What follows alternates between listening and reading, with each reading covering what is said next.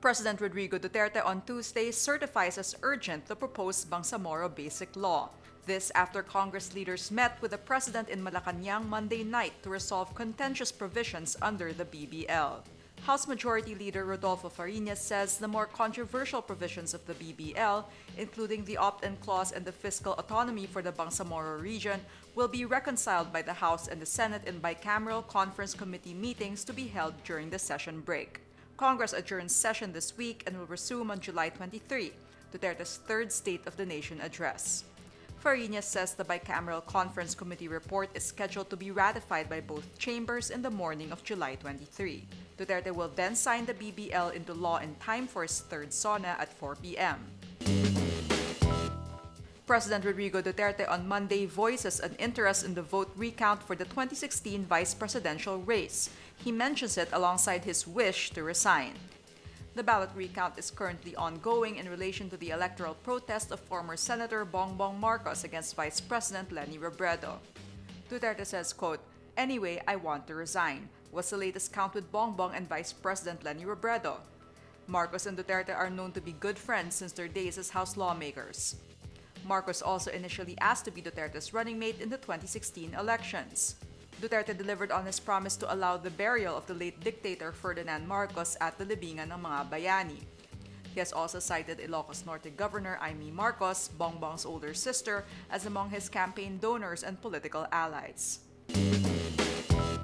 The Land Transportation Franchising and Regulatory Board on Tuesday says it was not informed that ride-hailing company Grab is charging passengers minimum fares. PBA Representative Jericho Nograles on Tuesday tells the LTFRB in a hearing that Grab charges illegal minimum fares which were not declared by the ride-hailing company. Nograles says Grab charges a minimum of 80 pesos for its sedan and 6-seater vehicles, while the premium cars start at 125 pesos. LTFRB Chairman Martin Delgra III asks Grab representatives during a hearing when the minimum fares were imposed. Grab lawyer Miguel Aguila says they started charging on June 5, 2017.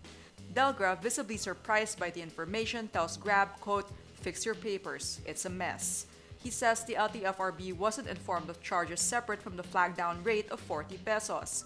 Delgra adds, quote, "We won't necessarily remove this, but we are asking for clarification. We are only following the 4 elements in determining fares." He says fares depend on the computation of the flag-down rate, the distance traveled, time charges, and the surge pricing. Under the government-approved fares, Grab charges an additional 10 pesos to 14 pesos per kilometer and has a surge cap of twice the distance traveled on top of the flag-down fare. Grab insists it was never the company's intention to hide the fare from its patrons. The Commission on Audit says 5 government corporate lawyers in the Office of the Government Corporate Counsel directly received allowances from their state clients, which were all untaxed and exceeded the allowable amount.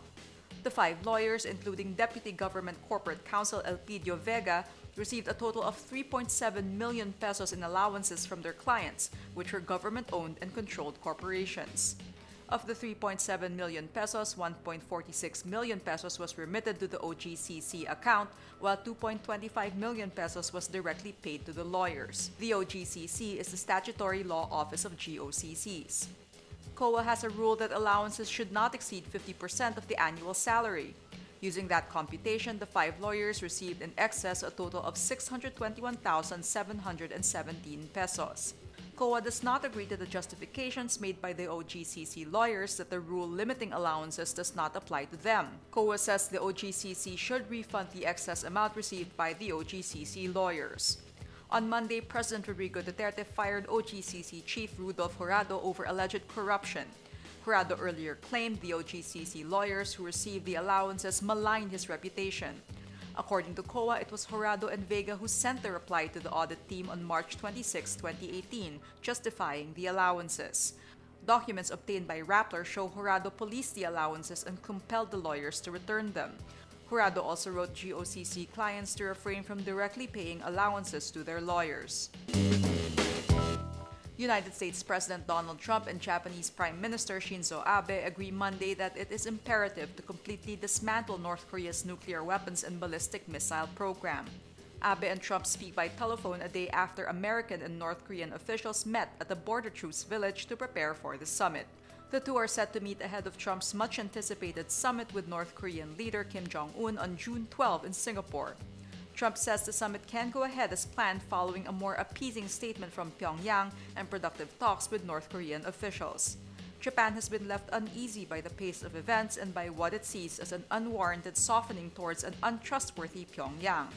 Washington wants Pyongyang to quickly give up all its nuclear weapons in a verifiable way in return for sanctions and economic relief.